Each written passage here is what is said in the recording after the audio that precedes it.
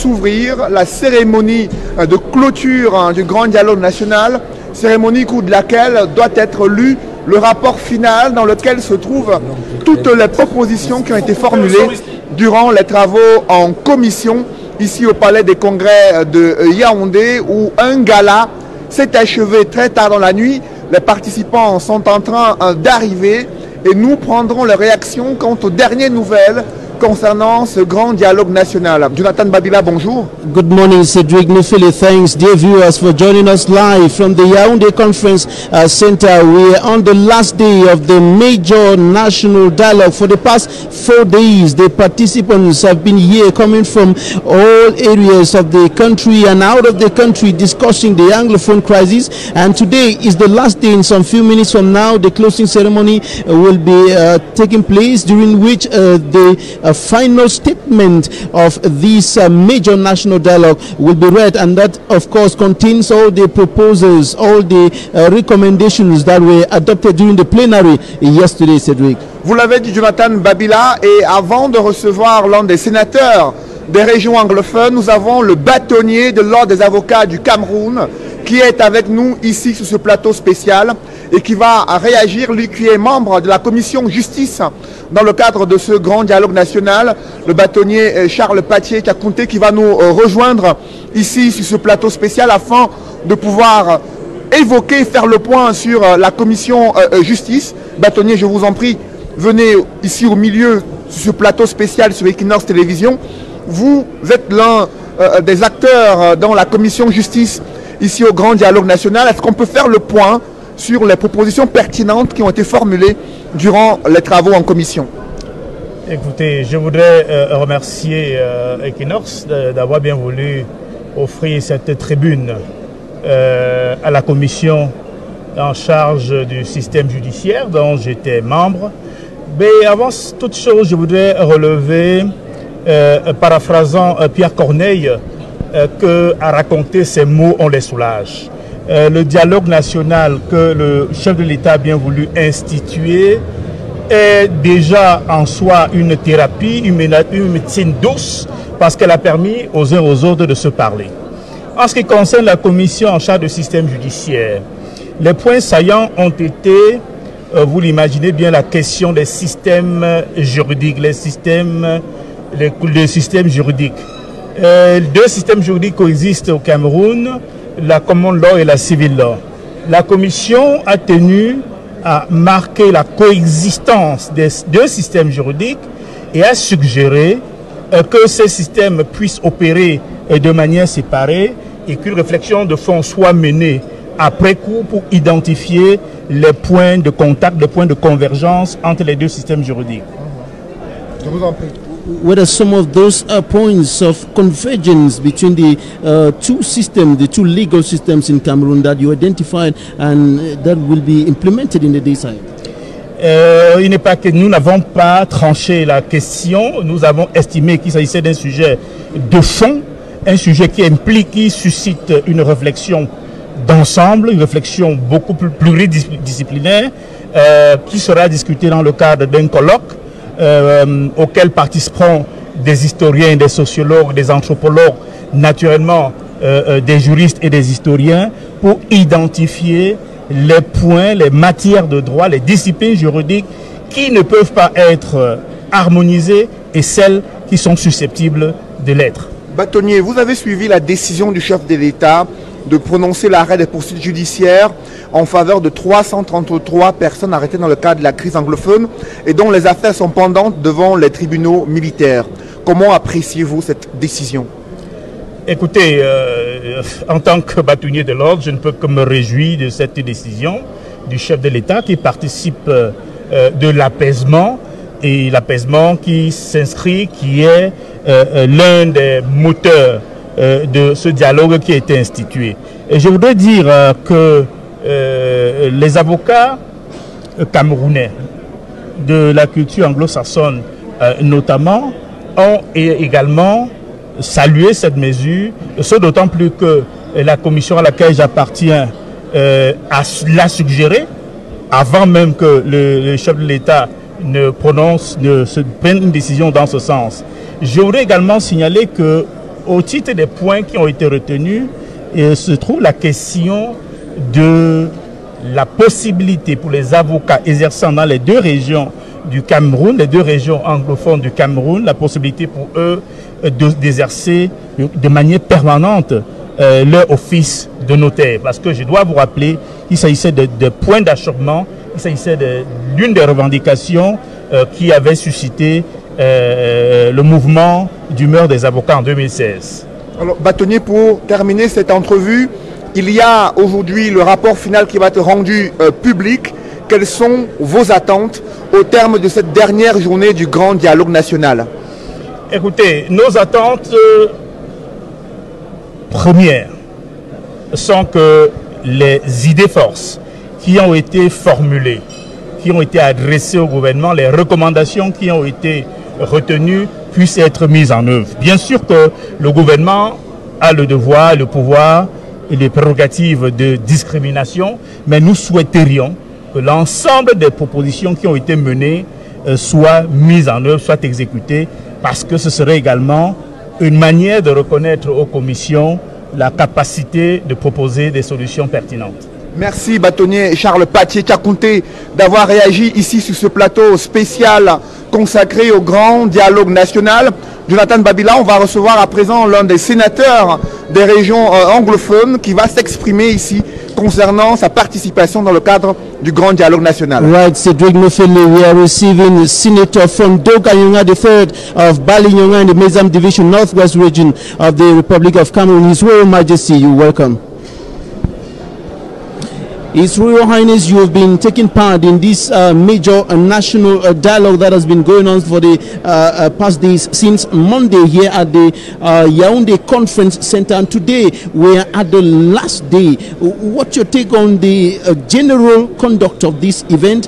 What is going to come out of this event that should contribute in the return to normalcy and peace in the northwest and southwest regions of the country?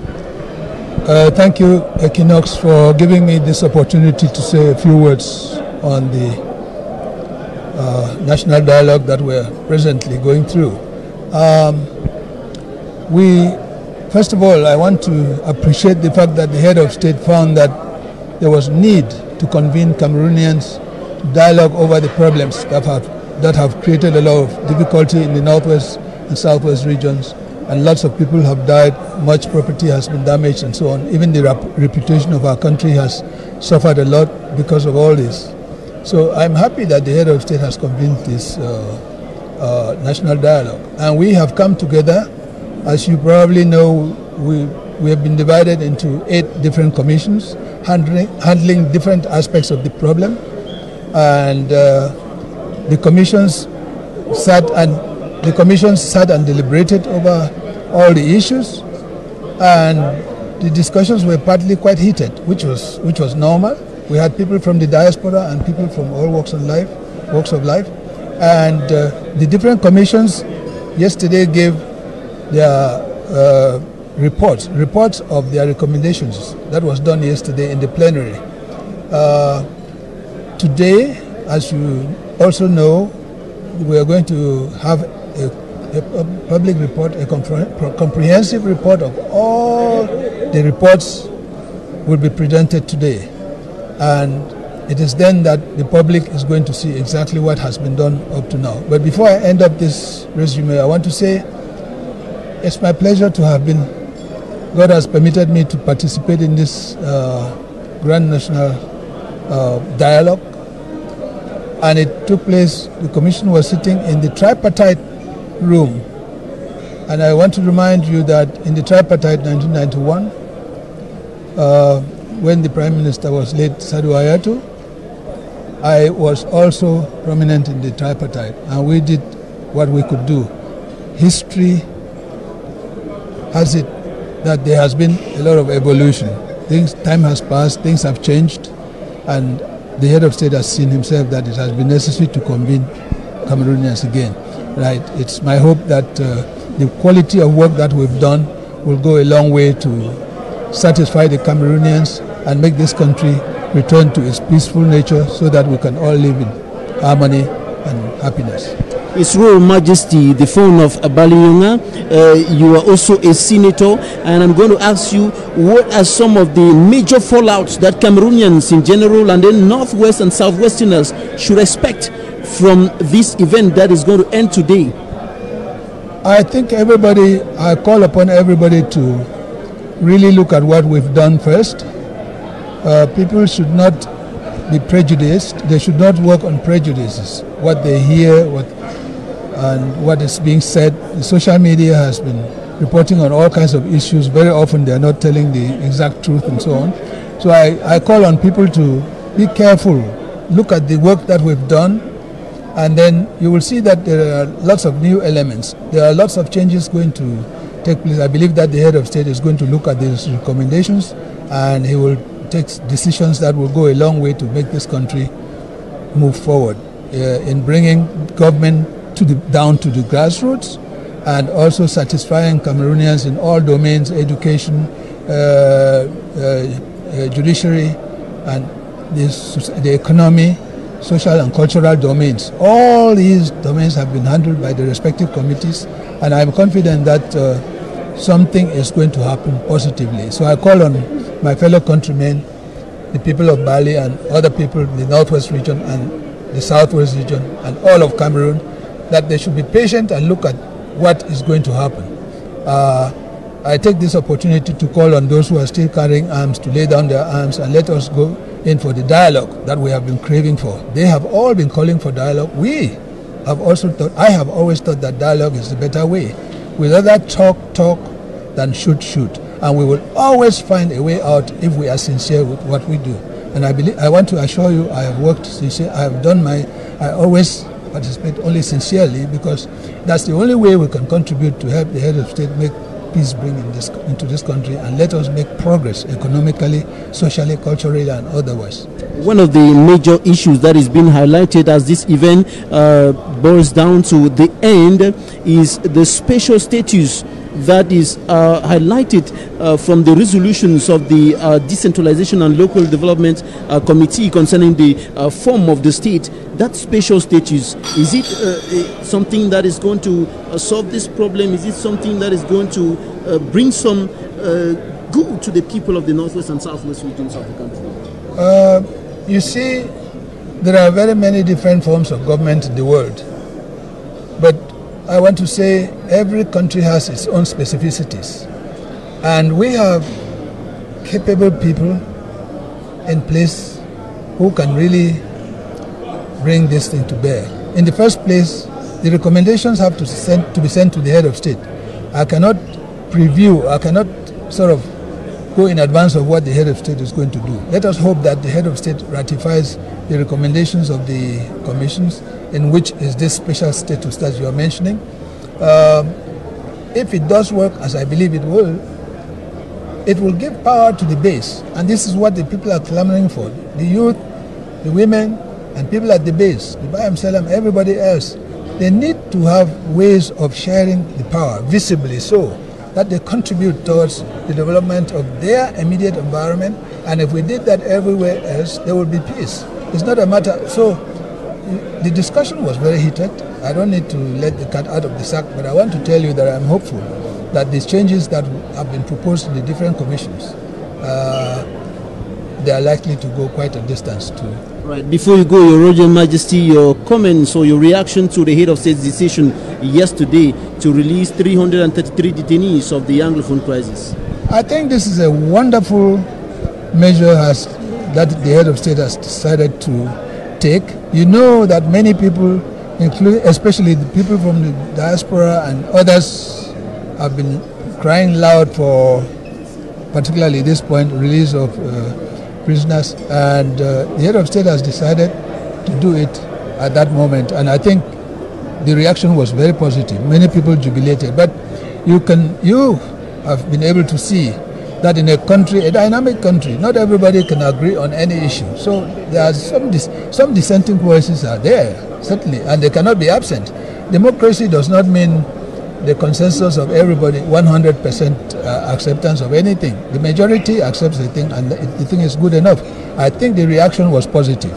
As I say, I will not be surprised if some dissenting voices are still to be heard. But that was certainly a very laudable initiative from the head of state, and I greet it very much, and I hope that other well-meaning Cameroonians of goodwill, they should support it, and let's see how far we go. Thanks a bunch, His Royal Majesty, for your intervention, for your reactions. Thank you. I'm always at your disposal. Good day. That was His Royal Majesty Senator Fondo Ganyonga III of Balenyonga speaking to us there, Cédric Nofene. Oui, vous l'avez dit, des réactions qui continuent à être enregistrées ici ce vendredi, 5e jour du grand dialogue national. Dans quelques minutes, c'est la lecture du rapport final où sont consignées les différentes propositions qui ont été faites dans le cadre de ce grand dialogue national. Et il est déjà là, ici au Palais des Congrès de Yaoundé, le Premier ministre, chef du gouvernement, coordonnateur national de ce grand dialogue qui est en train de faire son entrée ici au Palais des Congrès de Yaoundé pour pouvoir présider la cérémonie solennelle de clôture du grand dialogue national. D'abord la lecture du rapport final et ensuite l'intervention du Premier ministre afin de rassurer les participants sur la transmission du rapport final au chef de l'État afin qu'il puisse mettre en œuvre les propositions qui ont été faites pour sortir de la crise anglophone qui secoue le Cameroun depuis près de 3 ans. Le Premier ministre qui doit prendre place dans la salle inaugurale du Palais des Congrès afin de suivre la lecture du rapport final comme tous les participants. Des membres du gouvernement ont également pris place ici au Palais des Congrès. Jonathan Babila. Right, Cédric Nofele, we are gradually moving close to the end of this major national dialogue, and the Prime Minister and Head of Government, Chief Dr. Joseph John Gute, just made his way into the conference center, and of course in the minutes ahead the closing ceremony is going to start, and of course the reading of the final statement of the major national dialogue containing the proposals, the recommendations that were adopted during the plenary yesterday, proposals and recommendations coming from the 8 commissions after heated debates, notably in the decentralization commission where there were very heated debates there, and of course recommendations came out, and one of the major ones is the special status that has been adopted that will be given to the northwest and the southwest regions of the country as per the constitution of 1996. Cédric. Vous l'avez dit, Jonathan Babila, nous prendrons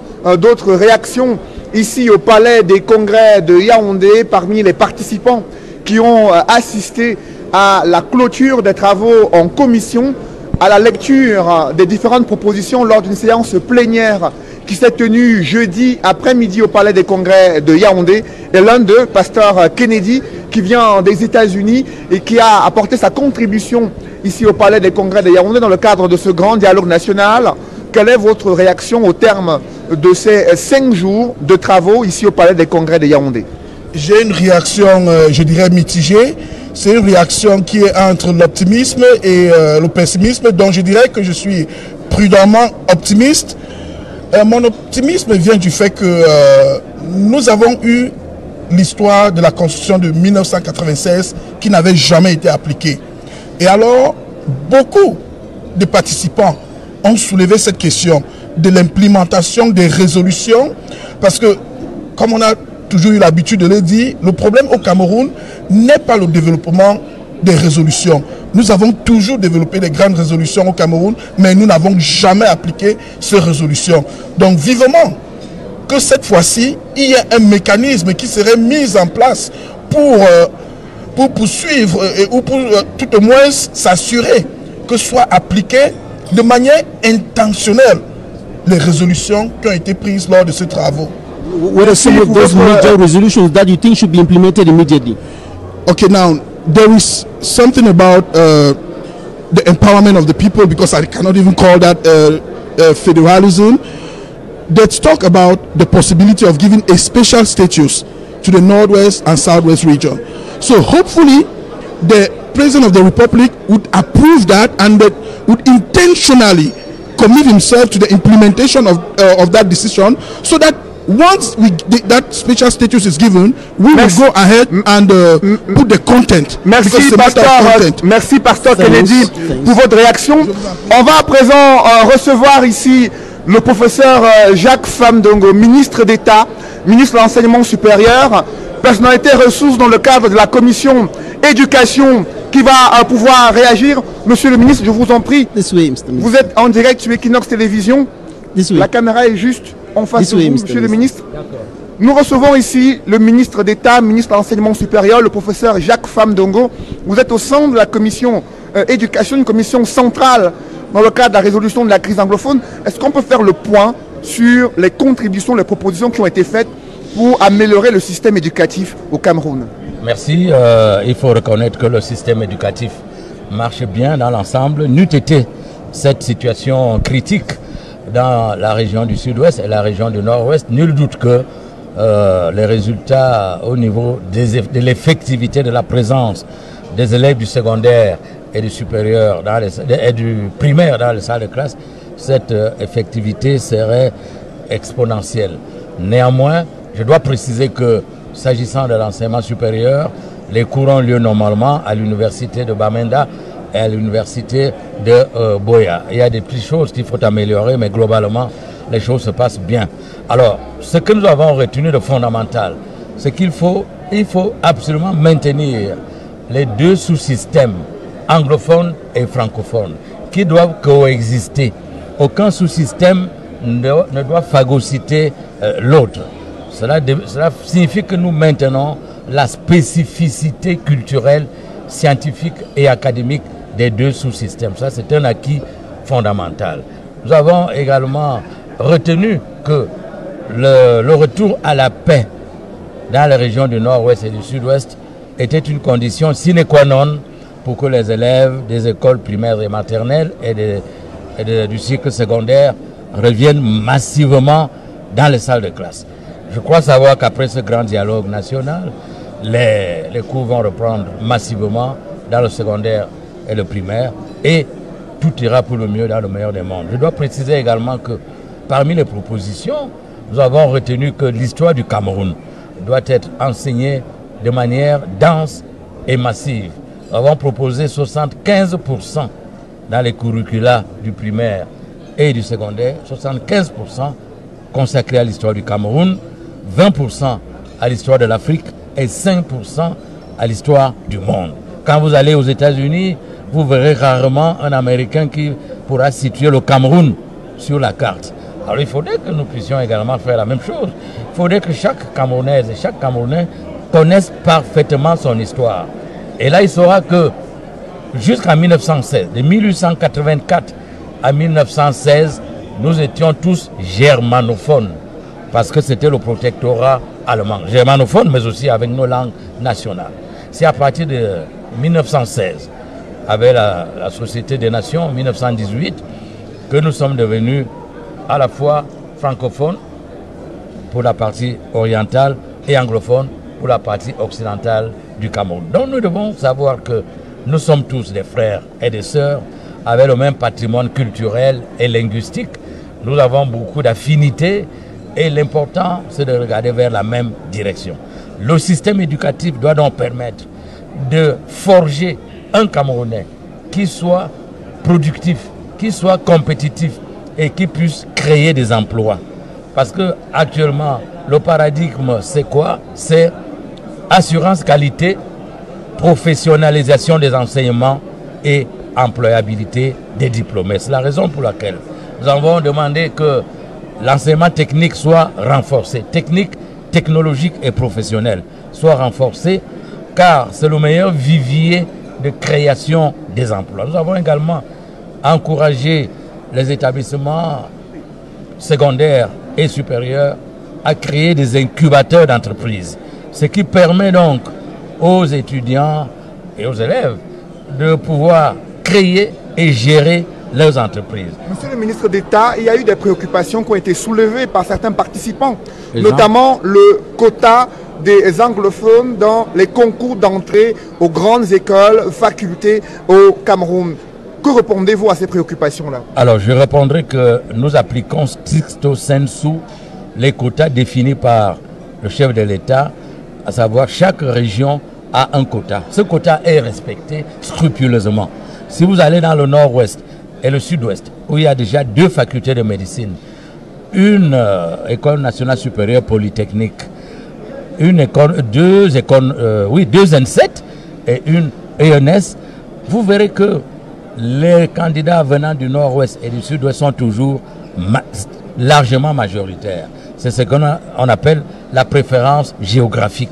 Maintenant, s'agissant des 8 autres régions, vous allez constater que le nord-ouest et le sud-ouest sont toujours représentés. Donc lorsqu'on fait la balance, la moyenne arithmétique au niveau national, on se rend bien compte que les anglophones, nord-ouest, sud-ouest, anglophones au sens sociologique, pas linguistique, vous voyez bien la nuance, parce qu'il y a plusieurs Camerounais qui sont anglophones, mais qui ne sont pas sociologiquement, selon l'acception courante, qui ne sont pas sociologiquement anglophones, alors qu'ils parlent bel et bien anglais. Alors vous allez donc constater, au vu des résultats, que les anglophones ne sont pas marginalisés. Monsieur le ministre d'État, pour sortir, le chef de l'État a pris la décision de l'arrêt des poursuites judiciaires en faveur de 333 personnes arrêtées dans le cadre de la crise anglophone et dont les affaires sont pendantes devant les tribunaux militaires. Quel signal veut-il envoyer en ces jours où se tient le grand dialogue national? C'est un signal de décrispation, un signal de rassemblement, un signal de solidarité nationale pour éviter que l'on ne continue de gloser, de pérorer sur la stigmatisation des anglophones, sur la marginalisation des anglophones qui n'est pas réelle. Donc c'est la 3e fois depuis le début de la crise anglophone que le président de la République accorde sa grâce aux détenus. Et vous savez qu'il a toujours parlé du pardon. Il a toujours évoqué la signification, la récurrence et l'importance du pardon.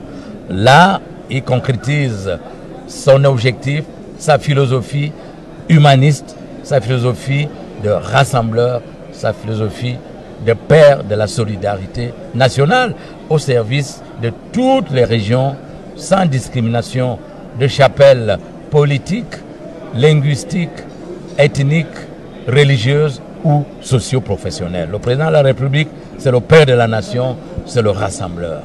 Mr. Minister, I want you to emphasize on something because the Anglophone crisis started from teachers and lawyers as a result of frustrations in the educational and justice systems of the country. And so I want you to emphasize on some of the major proposals that have emerged from your commission, the Commission on Education, that will go a long way to protect, promote and consolidate the two systems of education in Cameroon, particularly the English subsystem of education. First of all, as you know, we have proposed that the two subsystems, educational subsystem, should be maintained, absolutely maintained. And we will maintain the specificity, the academic specificity, the technical specificity concern the two subsystems. As you know, Anglophone subsystem had some difficulties for technical curricula, and we have the head of state have solved this problem by creating two HTTC,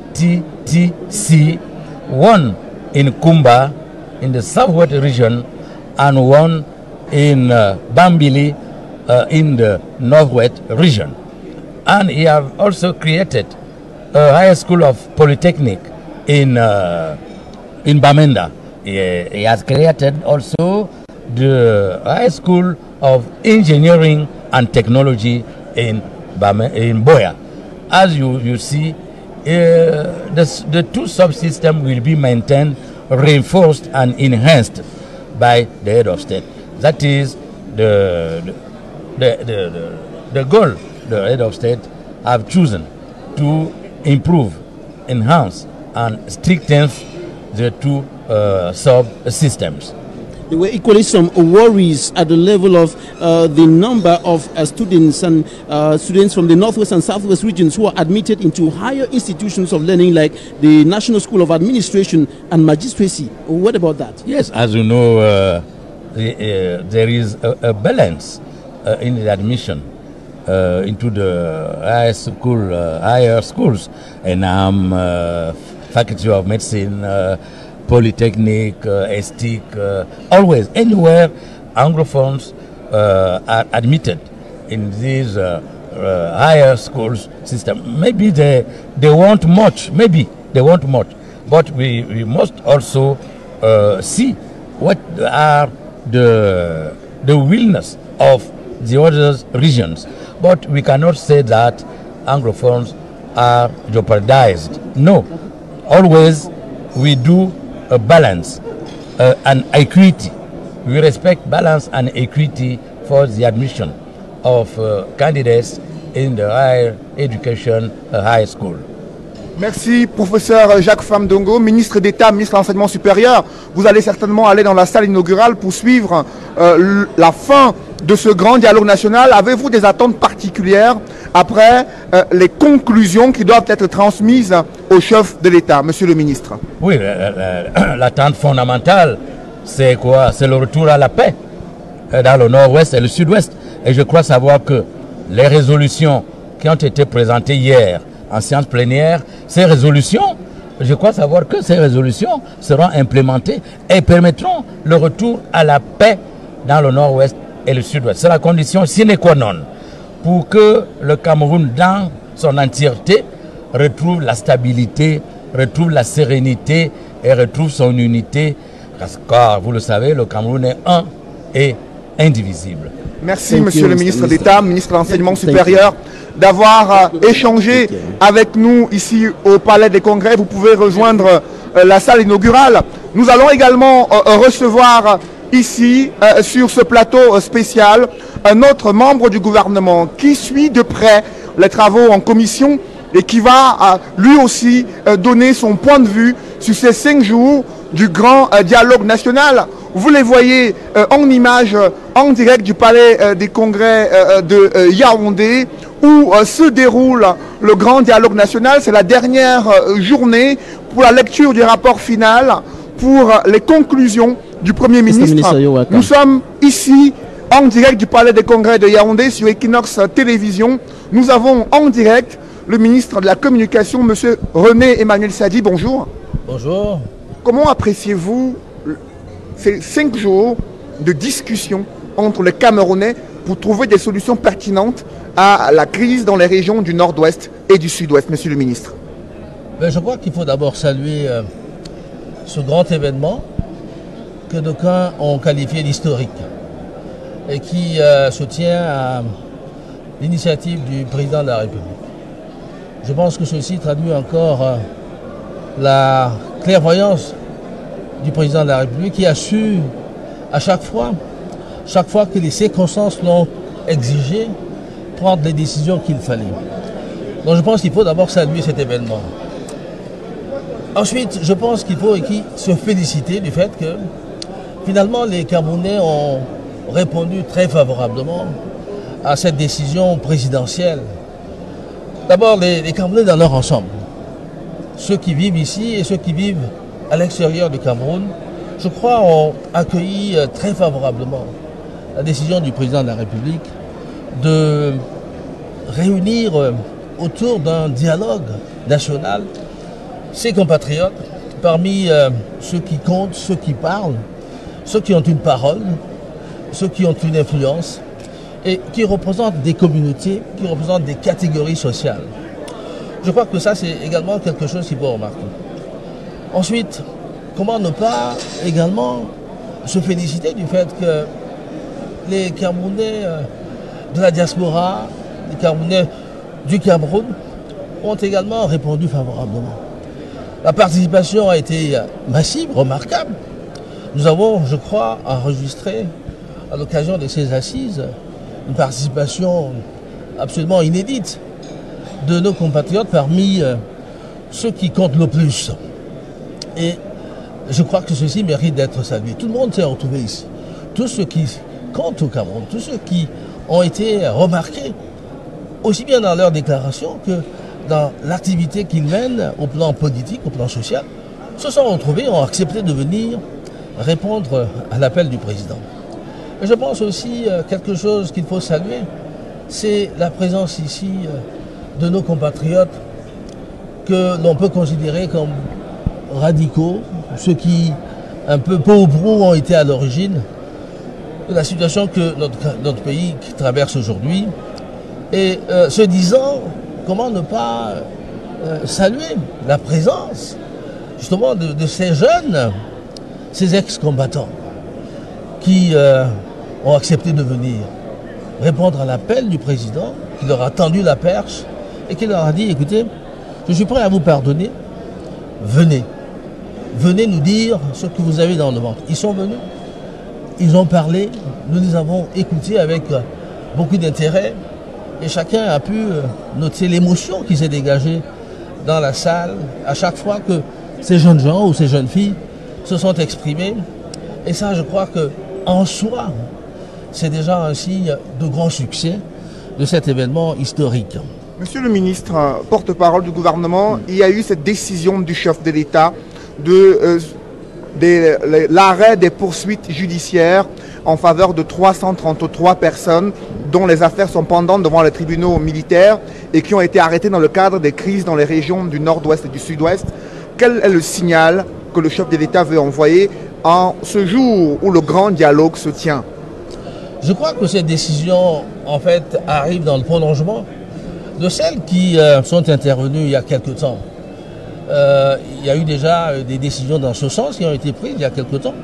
Celle-ci vient conforter la volonté du président de la République de recréer une ambiance d'apaisement, de faire en sorte que la paix revienne. Et si cette décision peut être justement un élément catalyseur qui nous mène vers la paix, je pense qu'il faut le comprendre ainsi et s'en féliciter.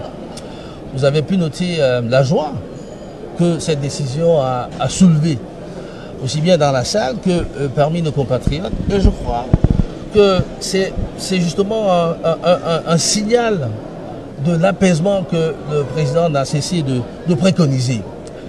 Et cette décision arrive, sans doute que d'autres viendront dans le même sens pour inciter ses compatriotes à aller vers la paix, car sans la paix, rien ne peut se faire. Nous avons besoin de cette paix. Nous sommes mendiants de cette paix. Il l'a dit lui-même. Et nous en avons ras-le-bol, nous en avons marre de cette situation qui prévaut dans nos deux régions du nord-ouest et du sud-ouest. C'est insoutenable ce qui s'y passe. Les atrocités sont innommables et nous pensons que cette décision présidentielle, qui n'est pas une prime à l'impunité, mais qui est un acte majeur d'un leader, d'un chef d'État conscient de ses responsabilités, conscient des enjeux de l'heure, et qui a pris sur lui de prendre une telle décision, qui peut, pour certains, être considérée comme quelque chose peut-être qui pourrait inciter à l'impunité, puisqu'il y a des familles qui ont été traumatisées par ce qui a été fait, par ces jeunes gens qui sont allés en brousse. Mais je pense que le chef de l'État, dans sa sagesse, dans sa clairvoyance, a pensé que entre plusieurs possibles, cette décision était sans doute celle qu'il fallait prendre pour encourager justement ce processus qui est en marche de pacification, de retour à la paix dans les deux régions du nord-ouest et du sud-ouest. Je pense que nos compatriotes des deux régions sauront interpréter cet acte majeur du président, un acte de plus, comme véritablement sa volonté de paix, sa volonté d'apaisement et sa détermination à faire en sorte que les Camerounais des deux régions acceptent de revenir à la paix. Et je pense que nous tous, nous avons salué cette décision comme quelque chose d'extraordinaire. Merci. Mr. Minister, before you go, this is the last day of the major national dialogue here at the Yaoundé Conference Center. What do you think about all the deliberations, all the proposals, all the recommendations that have come from all the commissions that were discussed yesterday at the plenary? Well, I think we all listened to the resumes of the work in different commissions. I think, well, the first impression is that our brothers, our participants have done a lot. They've done a good job. They've discussed sincerely, frankly. Everybody had the opportunity to say what he has in mind. I think we should salute what they have done, the result of their work. Many things have been said. Many things have been proposed in different areas, according to different items that were identified by the President. But I think, of course, the purpose of this dialogue was to allow people to say what they think, to let all the compatriots share their views, relating to some matters that are concerning all of us. We heard the proposals, we heard the recommendations. There are so many of them. I presume that, in a couple of hours or a couple of minutes from now, we will go and attend the closing ceremony, and we will certainly listen to what has been retained by the Prime Minister and the whole team. I'm sure that most of these proposals are quite pertinent. They reflect the feelings of our compatriots, most of them.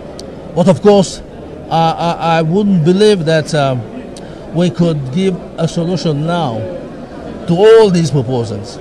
Certainly, the head of state to whom these proposals are addressed will certainly have time to examine, to appreciate, and to see what really fits the country at this moment of our history. Mr. Minister, concerning one of the major issues, the form of the state, I spoke to some Anglophone Cameroonians yesterday, and they were a little disappointed with the fact that they had pressed all throughout for federalism, but they rather obtained a special status for the northwest and southwest regions of the country. And some, however, said half is better than none.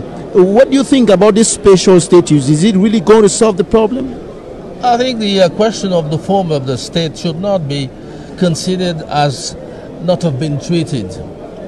I think the different participants had to discuss about that. Some were for the federation, some were in favor of decentralization. I think others had their own views, proposals, and all that concerns the form of the state. Today, I think the main proposal was to get our country, deepen the process of decentralization. And within decentralization, we have so many responses to the expectations of the people. Those who really want their autonomy to be more involved in the treatment of their own affairs. And I think that when we talk of giving a special status to the two regions, it means, we will go further beyond what we have done so far in terms of transferring competences to councils. We will go further into transferring these competences to regions. And I think these entities will have more autonomy, more power, and that will be really decentralization. That will be a response to what they want. That is really being responsible for their well-being, responsible for the development of the areas, and that would be the first step. And we will see if in the future we need to do more. But for the time being, I think it's a good thing to have decided that, we could give a special status to these regions. Let us see what the President will decide.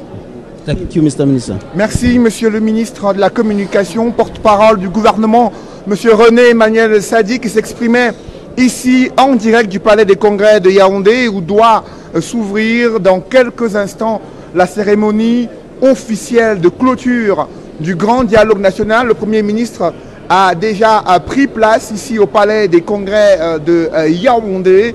Il est le coordonnateur de ce grand dialogue national. Il doit assister à la lecture du rapport final, une lecture qui doit être effectuée par le rapporteur général, du bureau du Grand Dialogue National et ensuite le discours solennel de clôture du Premier ministre qui doit rassurer les participants que toutes les propositions qui ont été faites vont bel et bien être transmises au président de la République du Cameroun, Jonathan. Right, Cedric Nufele, as the Minister of Communication and Government spokesperson René Emmanuel Sadi indicated some few seconds ago. In the minutes ahead, the closing ceremony is going to start, and of course, the reading of the final statement of the major national dialogue will be done by the Rapporteur General, the general reporter of this event, and of course, it's going to be read, and of course, the recommendations, the proposals that have been adopted or were adopted yesterday during the plenary will of course be transmitted to the President of the Republic, and actions will be expected, decisions will be expected in the days ahead in order to bring to practical reality the efforts of return to peace and normalcy in the northwest and southwest regions of the country. Cedric. Selon le programme officiel, c'est à 12 heures que doit en principe démarrer cette cérémonie solennelle de clôture du Grand Dialogue National avec deux temps forts. Le premier, la lecture du rapport final, et ensuite le Premier ministre qui doit s'exprimer, lui qui est le chef d'orchestre de ce Grand Dialogue National, et vous pourrez le suivre sur Equinox Télévision. Il y a eu l'intervention de plusieurs membres du gouvernement qui ont fait le point sur les propositions qui ont été formulées dans le cadre de ce grand dialogue national. Des participants également ont attiré l'attention du Premier ministre sur la nécessité de pouvoir garantir d'abord la transmission du rapport final en intégralité au chef de l'État et également le fait qu'il puisse implémenter toutes les propositions qui ont été formulées dans les commissions ici au Palais des Congrès. Right, Cedric, and we'll keep on bringing to you minute by minute developments here at the Yaoundé Conference Center as we draw close to the end of the major national dialogue. We'll continue bringing to you images, interviews as far as the event continues unfolding here, thanks to a huge technical team deployed by Equinox Television, led by Emmanuel Wapi. We equally have Yimele, we equally have Deep Panda, and of course others who are accompanying here, Severin Chubang, and of course Emmanuel Job and Joel Esenge, a huge technical team deployed by Equinox Television to give our viewers minute by minute information on what is happening here at the Yaoundé Conference Center. Vous l'avez dit, Jonathan Babila, un déploiement technique important d'Equinox Télévision depuis lundi 30 septembre 2019 pour vous faire vivre les moments les plus importants du grand dialogue national avec des réactions exclusives des personnalités de la République, des participants à ce grand dialogue national, des universitaires, des acteurs du monde économique, des bâtonniers également de l'ordre des avocats du Cameroun et d'autres personnalités issues du monde diplomatique et du monde international qui ont réagi ici sur le plateau spécial d'Equinox Télévision. Dans quelques instants, c'est le grand dialogue national. Restez sur Equinox Télévision pour avoir la primeur sur ce qui se passe ici au Palais des Congrès de Yaoundé. We can continue to give you live broadcasts of what is happening here at the Yaoundé Conference Center, and we'll be here to the end of the event, and we'll bring to you all the details concerning the final statement that will be read in some few minutes from now. The Prime Minister just came in, and other personalities are still arriving, and they are taking their seats in the conference hall where the final statement of this major national dialogue will be read in the minutes ahead. And of course, we'll be bringing to you all the details. We have another participant here, Professor Wilson. You're welcome. Yeah, thank you, Mr. Babila. This Equinox, yeah. All right, you've been here at the Yaoundé Conference Center following up the happenings here as far as the major national dialogue is concerned from the very first day. You belong to which commission, and what has that commission done to help the return to normalcy and peace in the northwest and southwest regions of the country? I belong to the Decentralization Commission. That's the commission that took more time until they postponed the plenary session because we had not finished. Because it's the commission that has to do with something close to the form of state to be adopted. But what we found out in the commission is that the Constitution of 1996 has institutions that the Constitution itself states that those institutions will come into place gradually. And many of the participants found out that it is because of the gradual coming in, the slow coming in of the institutions like the Senate, the Constitutional Council, the Regional Council, which was supposed to come before this Anglophone crisis, that there is a crisis. So the issue is, are you still going to depend on a constitution that the institutions come up gradually, and while the coming of the institution coming, the Anglophone crisis now explodes before the regional councils come? And so a lot of people receive messages that the Amber Boys for federalism, and some talked about a statute, a special statute for the Northwest and the Southwest.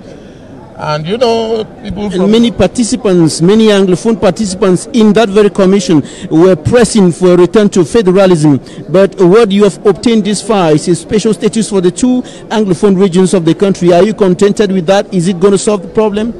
Yeah, my point is that whatever you call it, federation, confederation, decentralization, it should remove the boys from the bush, it should create jobs, it should cleanse dirty cities. When I took up the microphone to speak, I told them of a two-way traffic route, third route, all over the country. The accidents we are having is because of narrow roads. We are talking about seat belt. The problem is not seat belt. The problem is absence of good roads. Is it decentralization that will give good roads? Is it federalism that will give good roads? And so all boils down to the fact that the local government should have enough funding and should not be controlled by the center. I also mentioned the fact that we've been talking about decentralization, but people still climb the steps in the Ministry of Finance to follow areas. Our fathers still follow pension in finance. They come from Northwest and Southwest. What type of decentralization are we talking about without decentralizing finances? We seem to be decentralizing everything except money. And so people, you leave your family in the Northwest or South, come and stay in Yaoundé for 3 weeks. When you come back home, you say there was no result. And your children will begin to wonder, what type of retired father we have that goes to Yaoundé so often and comes back with no result? Are we going to have some changes after this event if the special status and all its components are implemented? That's why we talked about what is contained in the container. The container is federalism. The container is decentralization. What is contained in the container? Which means that action is the last word. What is going to happen within the form of state is what matters. So, will the government delegates still exist? Because in our final report, we knocked off government delegates, and everybody was in favor of the fact that the government should not create a federalism whereby you still control the federated states by sending people from Yaoundé or from the center who have more power over elected officials. And you know, democracy sometimes is like a big plane, and Democrats like democratic countries like US and Canada and they have done 200 years. We are just almost 60 years into democracy. So if we don't receive it with some calm and with some wisdom, the plane will crash. Countries in Africa that has received democracy without planning, it has been like a Boeing 747 that the landing was not well prepared and it crashed into war, into bloodshed. So let us accept for now that what we have decided, whether it will end up being a special statute for Northwest or Southwest, whether it will end up being a kind of decentralization that looks like federalism, because even in our constitution, the fact that indigents will be elected to be regional councillors is an aspect of federalism. Shall we be developed? Shall we have good roads? When you are going from Buda to Bamenda, you begin to feel like they've neglected the region. When you look at the mountains in Donga Mountain, right down to Nigeria, you begin to ask, are we going to get up in the morning looking at virgin land, virgin mountains? What form of government would develop these areas, bring out these boys from the bush? Because the key is that when we live here, there should be no kidnapping. When we live here, there should be no murder, no ransom taking. So we need 3 levels of goals: short-term, medium-term, and long-term. Short-term goals should bring out the boys from the bush. short-term goals should give them employment. Automatically, we don't know what will happen with that, but they should be given jobs.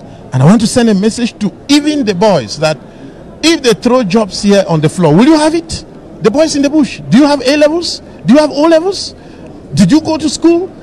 Because I have the impression that some of them were just boys who were stubborn at home, refused to go to school. Because when you see those who have even dropped their guns, you see a lady of 18 years talking about a job. Has she gotten the A-level? Has she gotten the degree? So the councils may throw jobs and say, okay, we want to recruit all of you from the bush with OA, degree, master's, PhD. Will you be able?